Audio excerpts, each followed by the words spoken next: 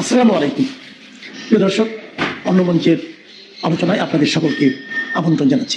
প্রথমবারের মতো প্রকাশ্য অনুষ্ঠানে ফাঁসির দণ্ডপ্রাপ্ত আসামি ক্ষমতাচ্যুত সাবেক প্রধানমন্ত্রী শেখ হাসিনা। ২৪-এর গণ অভ্যুত্থানের মুখে ক্ষমতা ছেড়ে ভারতে পালিয়ে যাওয়ার ১৭ মাস পর এবারই প্রথম দিল্লির একটি সেমিনারে যুক্ত হন তিনি, যেখানে বক্তব্য দিতে গিয়ে বাংলাদেশের বর্তমান রাজনৈতিক পরিস্থিতি ও অন্তর্বর্তী সরকারের প্রধান উপদেষ্টা ডক্টর মোহাম্মদ ইউনূসকে নিয়ে তীব্র সমালোচনা করেন তিনি।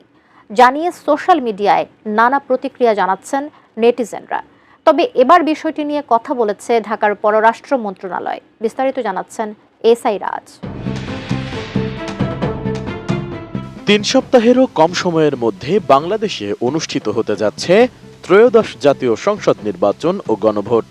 কিন্তু নির্বাচন বানচালে দেশের বাইরে থেকে ষড়যন্ত্র চালিয়ে যাচ্ছে পতিত আওয়ামী লীগ বরাবরই, এমন অভিযোগ করে আসছে দেশের রাজনৈতিক নেতারা। এর মধ্যে দিল্লির একটি অনুষ্ঠানে প্রকাশ্যে এসেছেন কার্যক্রম নিষিদ্ধ দলটির পলাতক নেতারা, যেখানে প্রথমবারের মতো যুক্ত হন শেখ হাসিনাও।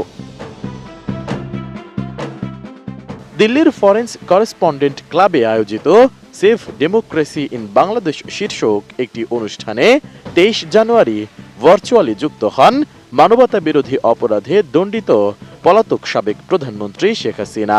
অডিও বার্তার মাধ্যমে তিনি বাংলাদেশে বর্তমান রাজনৈতিক পরিস্থিতি নিয়ে তীব্র সমালোচনা করেন। সেই সাথে বক্তব্যে শেখ হাসিনা নোবেলজয়ী অধ্যাপক ডক্টর মোহাম্মদ ইউনূসের নেতৃত্বাধীন অন্তর্বর্তী সরকারকে অবৈধ ও সহিংস আখ্যা দেন। ফিনিশ আপনার ঘরবাড়ি ও আঙ্গিনার সকল কীটপতঙ্গ ধ্বংস করে। এদিকে শেখ হাসিনাকে আশ্রয় দেওয়া নিয়ে যখন বাংলাদেশ ভারত সম্পর্ক তলানিতে, তখন কিভাবে তিনি পলাতক থেকেও প্রকাশ্য অনুষ্ঠানে যুক্ত হয়ে বক্তব্য দেন? তাহলে কি ভারত সরকারই শেখ হাসিনাকে এই বক্তব্য রাখার সুযোগ করে দিয়েছে? বিষয়টিকে কিভাবে দেখছে বাংলাদেশ সরকার? এ নিয়ে ২৫ জানুয়ারি পররাষ্ট্র মন্ত্রণালয় একটি সংবাদ বিজ্ঞপ্তি প্রকাশ করেছে, যেখানে মানবতা বিরোধী অপরাধে দণ্ডিত পলাতক শেখ হাসিনাকে নয়াদিল্লিতে প্রকাশ্য অনুষ্ঠানে বক্তব্য দেওয়ার সুযোগ দেওয়ায় গভীর বিস্ময় ও ক্ষোভ প্রকাশ করেছে বাংলাদেশ সরকার। দিল্লিতে দেওয়া ওই বক্তব্যে শেখ হাসিনা বাংলাদেশ সরকার পতনের আহ্বান জানান এবং আসন্ন জাতীয় সংসদ নির্বাচন বানচালের জন্য সহিংস ও সন্ত্রাসী কর্মকাণ্ডে জড়ানোর উস্কানি দেন বলেও অভিযোগ করেছে ঢাকা।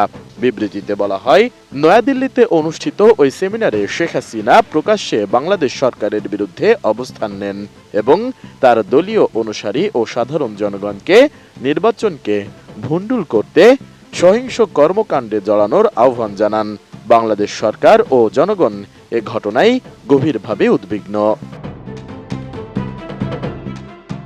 অন্তর্বর্তী সরকার বলেছে, দ্বিপাক্ষিক প্রত্যর্পণ চুক্তির আওতায় শেখ হাসিনাকে দেশে ফেরত পাঠানোর জন্য বারবার অনুরোধ করা হলেও ভারত এখনও সে দায়িত্ব পালন করেনি।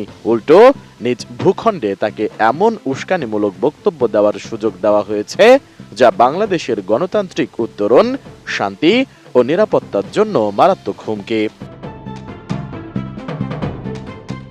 সরকারের মতে, ভারতের রাজধানীতে এই ধরনের অনুষ্ঠান আয়োজনের অনুমতি দেওয়া আন্তঃরাষ্ট্র সম্পর্কের প্রচলিত নীতিমালা, সার্বভৌমত্বের প্রতি শ্রদ্ধা, অভ্যন্তরীণ বিষয়ে হস্তক্ষেপ না করা এবং সুপ্রতিবেশী সুলভ আচরণের পরিপন্থী।